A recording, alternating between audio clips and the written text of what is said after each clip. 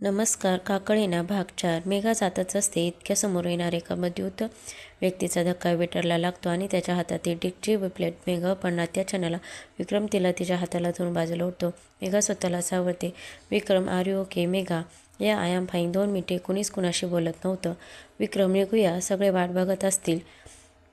मेघा, हलकेसे मान डोलवत. आणि विक्रम, मेघा, हे तुझ्यासाठी. दुसऱ्या हातात असलेले सॉफ्ट ड्रिंक पुढे करत. It is just soft drink, no alcohol. तू हार्ड ड्रिंक्स घेत नाही म्हणून आणली तुझ्यासाठी. मेघा, थँक्यू. मिश्किल हसत. आणि दोघेही आपल्या जागेवर येऊन बसतात. दिया, चला ना नाचूया, जाम भारी मुश्किल सुरू आहे. शाम है, जाम है और नशा है, तन भी है, मैं ही पिघला हुआ, छाई है रंगनिया, फिर भी है बेताबिया. क्यों धड़कता है दिल, क्यों ये कहता है दिल, दीवानों को अब तक नहीं है ये पता. आज की रात खोना है क्या पाना है क्या खाना है, आज की रात खोना है क्या पाना है क्या खाना है क्या. मेघा आणि विक्रम सोडून बाकीचे डान्स फ्लोअरवर जातात. हे दोघे बसूनच एन्जॉय करत होते. सभा एकसारखं जुळत असल्याने रोह आणि दिया चांगले जवळ यायला लागले होते. पहाटे 4 वाजता सगळे घरी जायला निघतात. यावेळेस दिया आणि रोहन बाईकने निघतात. विक्रम स्वतः गाडी चालवतो. रेवती मस्त प्रमोदच्या खांद्यावर डोकं ठेवून मागच्या सीटवर झोपी जाते. खिडकीतून येणाऱ्या गार वाऱ्यामुळे प्रमोदही तिच्या डोक्यावर डोकं ठेवून झोपून जातो. पहाटेच्या वेळी मोकळ्या रस्त्यावर गाडीच्या वेगात गार वाऱ्याची झुळूक मन प्रसन्न करत होती. दोघेही शांतच. मेघा गाडीतला मुश्किल सिस्टम चालू करते. नकळत गिअर बदलताना विक्रमच्या हाताला मेघाचा स्पर्श होतो. दोघेही शहाळतात. विक्रम, सॉरी बोलून समोरचा मिरर ठीक करतो. मेघाही मनात चिलबिल झाल्याने खिडकीतून बाहेर निहाळत बसते. विक्रम अधूनमधून तिलाच बघत असतो. गाडी एकदाची दारावर येऊन थांबते. मेघा रेवती आणि प्रमोदला उठवून घरी आल्यास सांगते. तसे ते दोघेही जांभळी देत आपापल्या खोलीत निघून जातात. दिया आणि रोहन आले नाही म्हणून मेघा आणि विक्रम तिथेच गाडीजवळ त्यांची वाट बघत असतात. विक्रम, खूप उशीर झालेला आहे, तू जाऊन झोपू शकतेस, मी थांबतो इथे त्यांची वाट पाहत. मेघा, इट इज ओके, थांबते मी पण, तेवढीच तुम्हाला कंपनी. विक्रम हळूच गोड स्माईल देत. ओके. दोघांच्या एका छान गप्पा रंगतात. गप्पामध्ये 6 कधी वाजले कळतच नाही दोघांना. इतक्यात बाबा मॉर्निंग वॉकसाठी बाहेर पडतात. बाबा, काय रे, लवकर उठलात? त्यांनी दोघांच्या कपड्यावरून आधीच ओळखलं की अजून घरात गेलेले नाही. विक्रम, नाही, दिया आणि रोहन अजून आले नाही ना, त्यांचीच वाट बघतोय. बाबा, ते तर कधीच येऊन झोपले, ती काय त्यांची बाईक, आणि ते निघून जातात. मेघा आणि विक्रम आश्चर्याने बघत गालातल्या गालात हसतात. विक्रम मेघाला जाताना अडवून, मेघा, तुझी कंपनी खरंच चांगली वाटली, थँक्स. मेघा हसून पुढे जाते. विक्रमच्या या वाक्याने ती वेगळीच आनंदून जाते. आणि त्यानंतर आज रेवती आणि प्रमोदची मेहंदी आहे. दिया जरी थाटत वाटत असली तरी तिने तिची जबाबदारी उत्तमरित्या सांभाळली. सकाळी मेहंदी होती. रात्री असाच नाचण्या गाण्याचा कार्यक्रम ठरला होता. रेवतीच्या चेहऱ्यावर प्रमोदच्या प्रेमाने आधीच रंग भरला होता. आता मेघाचेही सजण्या सवरण्यात हलकासा बदल झाला होता. आपल्याला कुणीतरी नोटीस करत या विचाराने ती स्वतःकडे जास्त कटाक्ष टाकत होती. आता तिची नजर विक्रमलाच आधी शोधत होती. मेहंदीच्या कार्यक्रमात पुरुष मंडळीच काही काम नसल्याने त्यांना वेगळी सोय केली होती. त्यांच्या मस्त गप्पाटप्पा सुरू होत्या. विक्रम लॅपटॉपवर त्यांचे काही मेल चेक करत होता. हवेची एक झुळूक त्याला स्पर्श करून गेली. तो पुन्हा रात्रीसारखा शहरला. त्याने त्या वाऱ्याच्या दिशेने पाहिलं तर आबोली रंगाची घागराचोळी, त्यावर जाळीदार आणि नाजूक मोती असलेल्या ओढणी पांघरलेली, त्यातून तिची नाजूक कंबर लपाछपी करत नजरेस पडत होती. त्याने लगेच नजर चोरली, पण मन काही थांबत नव्हतं. न राहून त्याने परत तिला पाहिलं. त्याच कमरेवरती सोनसाखळी अजून आकर्षक वाटत होती.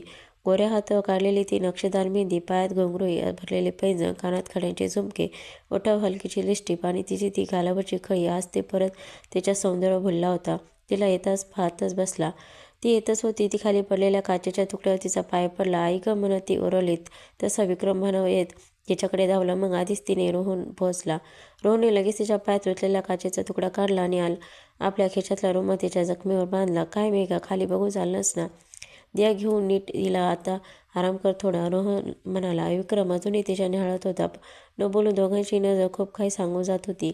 हा म्हणता लग्न फार व्यवस्थित पार पडलं. लग्नानंतर 5-6 दिवस तिथेच राहून उरलेल्या विधी पूर्ण करत रेवती आणि प्रमोद डायरेक्ट हनीमूनला जाणार होते. त्यांच्या जवळच्या मित्रांनी तसा पॅकेज त्यांना गिफ्ट दिला होता. मेघाला काही कामामुळे लवकर निघावं लागलं. तिने पॅकिंग केली आणि एअरपोर्टसाठी कॅब बुक केली. कॅब येता सगळ्यांचा निरोप घेऊन निघाली. 15 मिनिटांनी आणखी एक कॅब आली मेघाला एअरपोर्टवर नेण्यासाठी. मग आधीची कॅब कोणी बोलवली? तो कॅब ड्रायव्हरला विक्रमला भेटतो आणि सांगतो, दिया ही तिथेच असते. विक्रम आणि दिया काळजीत पडतात. विक्रम बाईक घेऊन मेघाला शोधायला निघतो. घरी सगळे घाबरतील म्हणून दिया आणि रोहन इतक्यात कोणाला काही सांगत नाही. विक्रम बाईक घेऊन थेट एअरपोर्टच्या दिशेने निघतो. अधूनमधून तिला फोनवर कॉन्टॅक्ट करण्याचा प्रयत्न करतो, पण तिचा फोन बंद येतो. या 15 मिनिटात नक्की काय झालं काहीच कळायला मार्ग नव्हता. एअरपोर्टवर पोहोचण्यासाठी लागणारा तासभराचा अंतर विक्रमने अर्ध्या तासात पार केला. इथे रोहन आणि दियासुद्धा तिला शोधण्याचा प्रयत्न करत होते. विक्रम एअरपोर्टवर सर्वत्र चौकशी करतो, पण मेघाचा काहीच पत्ता लागत नाही. सतत रोहन आणि दियाला सुद्धा संपर्कात ठेवत असतो. विक्रमच्या मनात मेघाबद्दल भीती वाटायला लागते. दुपारपासून मेघाला शोधता शोधता रात्रीची 9 वाजतात.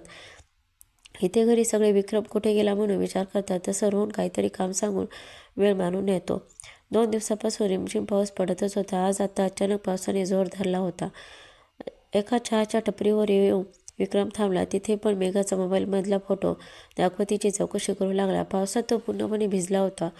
गार वाऱ्याची थंडी घालवण्यासाठी तो तिथेच थांबून चहा पीत बसला. पावसाचा जोर वाढत होता म्हणून टपरीवालाही घरी जायच्या घाईत होता.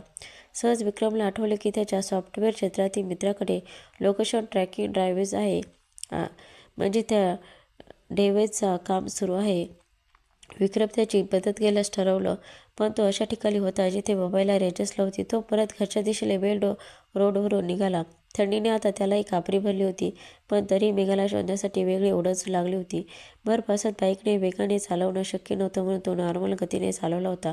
आसपास नजर फिरवत तो कुठेतरी मेघा दिसेल असं जाता जाता रस्त्याच्या कडेला कुणीतरी पडलेला त्याला दिसलं. त्याने बाईक थांबवली आणि तिथे जायला लागला. एकीकडे मेंदू पुढे जाण्यास नकार देत होते, कारण एवढ्या पावसात अशा रामसूम ठिकाणी कोण खाईन? कुणी लटारो टोळी असली तर. पण दुसरीकडे मन होतं की जाणे मेघा कशी मदतीला लागलीत, कुणीतरी करावी. पुण्याची तिची कामे असावी. विक्रम जवळजवळ बघतो तर एक स्त्री असते. त्याच्या लक्षात येतं की अक्षरशः चिखलात पाकलेली होती. ती पाठबोरी असलेले तिचा चेहरा नसतो. आणखी जवळ तिला सरळ करता तो चमकतो, कारण ती वेगळा असते. एक क्षण त्याला खूप आनंद होतो, पण तिची अवस्था बघता तो थोडा काळजीत पडतो. तिला उचलून बाईकवर बसवतो, पण तिची शुद्ध सरपल्यामुळे तो थोडं कठीण होतं. तो स्वतःचा शर्ट काढतो आणि दोरी सारख पीळ घालतो. आधी तिला बाईकवर बसवून स्वतः पुढे बसला. शर्टने तिला आपल्या पाठीवर घट्ट बाजूला ठेवलं. सुरक्षित ठिकाणी घेऊन जातो. पावसामुळे रस्तासुद्धा नीट दिसत नव्हता. इतक्यात विक्रमचा फोन वाजू लागला. पावसात रिंगटोन तर ऐकू येत नव्हती, पण व्हायब्रेशनमुळे कळालं. गाडी थांबून तो रिसिव्ह केला.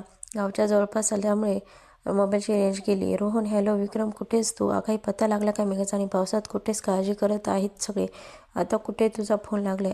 विक्रम, रिलॅक्स. मेघा भेटली, पण काही कंडिशन खूप खराब आहे. मी नंतर सविस्तर सांगतो. आम्हाला घरी पोहोचायला बराच वेळ लागेल आणि पावसाचा जोर बघता सगळंच कठीण आहे. रोहन, ओके. मला सांग सध्या तुम्ही कुठे आहात? विक्रम त्याला तो उभा असलेल्या गावच्या ठिकाणचं नाव सांगतो. अनायासे त्या गावी रोहनचा डॉक्टर मित्र राहत असतो. तो विक्रमला तिथे जाण्यास सुचवतो आणि स्वतःच्या मित्राला विक्रम मेघाच्या येण्याची कल्पना देऊन ठेवतो. मेघाची हालत बघता त्या पावसात दुसरा कोणताच पर्याय नसल्याने विक्रम रोहनच्या डॉक्टर मित्राकडे जातो. डॉक्टर दारातच त्यांची वाट बघत असतो.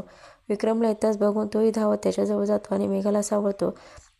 दोघे मिळून मेघाला आत घेऊन येतात. डॉक्टरच्या 2 मजली घराची केअरटेकर बाजूलाच राहत असते. तिच्या मदतीने मेघाचे ओले कपडे बदलून मेघाला आतल्या खोलीत बेडवर झोपवतात. डॉक्टर, विक्रम, मी तिला इंजेक्शन दिलं आहे. तिला लवकरच बरं वाटेल. तिला आराम करू देत. बाकी सगळं नॉर्मल आहे. देवाच्या कृपेने तिच्यासोबत काही वाईट घडलेलं नाही. So calm down.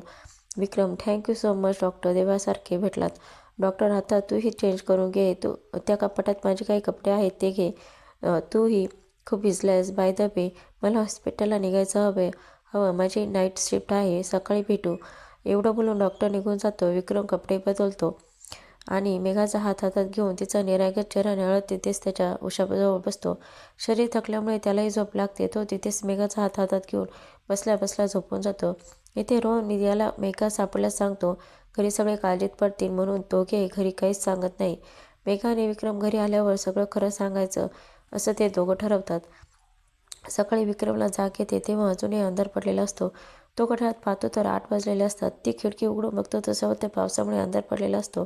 बाहेर अजूनही धो पाऊस पडलेला असल्याने सगळीकडे पाणी भरलेलं असतं. विक्रम मागे वळून बघतो तर मेघा अजूनही झोपेत असते. तो तिला एकटक निहाळत असतो. इतक्यात मेघाला जाग येते. आसपास नजर फिरवते तर सगळं अनोळखी असतं. विक्रम तिच्या जवळ जाऊन बसतो. त्याला बघता तिचा जीव भांड्यात पडतो. विक्रम, कशी आहेस मेघा? तुला बरं वाटतंय ना? तशी मेघा विक्रमच्या गळ्यात पडून रडायला लागते. तिच्या मिठीत येताच विक्रमलाही वाटलं की आपण आलिंगन द्यावं, पण त्याने फक्त तिच्या डोक्यावरून प्रेमाने हात फिरवला. विक्रम, मेघा शांत हो. मी आहे ना इथे. प्लीज काम डाऊन. तिच्या डोक्यावर हळूवार कुरवळत. मेघा अजूनही प्रचंड घाबरलेली विक्रमच्या मिठीत रडतच होती. विक्रमही काही वेळ तिला मोकळं होऊन देतो. मेघा, ए वेडाबाई, मी आलो ना, काळजी करू नको, शांत हो आधी. तू थांब, मी तुझ्यासाठी फर्स्ट क्लास कॉफी घेऊन येतोय. एव्हाना तिच्या लक्षात येतं की नकळत विक्रमच्या मिठीत विसावली. मेघा विक्रमच्या मिठीतून स्वतःला सावरत नजर चोरते. I am sorry. Vikram, it is okay, me coffee घेऊन येतो. मेघा उठून फ्रेश व्हायला जाते. मग पायात चमक भरल्याने तिला चालता येत नव्हते. इतक्यात विक्रम कॉफी घेऊन येतो. विक्रम, काय झालं? तिला धडपडताना बघून मेघा, कदाचित पायात चमक भरली आहे. विक्रम, बस इथे, कॉफी घे आधी. मेघा, थँक्स. विक्रम, थँक्स काय, त्यात कॉफीच तर आहे. मेघा, कॉफीसाठी नाही, थँक्स फॉर एव्हरीथिंग. दोघे एकमेकांच्या डोळ्यात हरवतात. काही सेकंदात भानावर येऊन विक्रम, बघ कुठे पाय मुरगळलाय ते. मेघा, आपण कुठे आहोत आणि तू मला कसं शोधलंस? मग विक्रम कालपासून ते आत्तापर्यंतच्या सगळ्या घटनाक्रम मेघाला सांगतो. मेघा, माझ्यामुळे खूप त्रास झाला ना तुला? विक्रम, बरं ते जाऊ दे, काल नक्की काय झालं? मेघा, काल कॅबमध्ये बसल्यावर काही अंतरावर ड्रायव्हरने अचानक गाडीचा वेग वाढवला. मी त्याला गाडी थांबवण्यास सांगितली. माझा विरोध बघून त्याने कसला स्प्रेस माझ्या तोंडावर मारला. त्यानंतर काय झालं मला आठवत नाही. मला जेव्हा जाग आली तेव्हा मी एका कबड्डी खंडरमध्ये होते. अंधार पडत आला होता. आसपास फक्त झाडी होती. मी बाहेर पडण्याचा प्रयत्न केला पण रस्ता काही कळत नव्हता. माझा फोन, माझं सामान काही जवळ नव्हतं. एका ठिकाणी 7-8 जंगली शाश्वत होती. बघताच माझ्या अंगावर धावून आली. मी माझा जीव वाचवण्यासाठी पळत सुटले. एका दगडावर ठेच लागून पडले. कदाचित त्याचाच पाय मुरगळला असेल. पण जीव वाचवण्याच्या नादात पाऊससुद्धा खूप वाढला होता. नक्की कुठे काय झालं हे माहीत नव्हतं. पूर्णपणे घाबरले होते. धावून धावून पुन्हा थकले होते. पावसात माझा अवतार काही रोडवर काही गाडी थांबत नव्हती. मला काही सुचत नव्हते आणि तेव्हा तुम्ही दिसलात. तेव्हा जीवात जीव आला. विक्रम, तुम्ही नाही तर तू म्हण. तुम्हीपेक्षा तू जास्त जवळच वाटते. मेघा त्याला बघतच बसते. विक्रम तिच्या डोळ्यासमोर टिचकी मारून, कुठे हरवलीस? मेघा, काही नाही, स्वतःशीच लाजते. विक्रम, बाहेर जागोजागी पाणी भरले आहे. सगळे रस्ते बंद आहेत. मगाशी डॉक्टरचा पण फोन येऊन गेला. तो सुद्धा हॉस्पिटलमध्ये आहे. पावसामुळे तोही अडकला आहे. अरे, मी बोलत काय बसलोय. किचनमध्ये आपल्या खाण्याचा बंदोबस्त करतो. तू आराम कर. आणि तो किचनमध्ये निघून जातो. पुढचा भाग बघण्यासाठी चॅनलला सबस्क्राईब नक्की करा.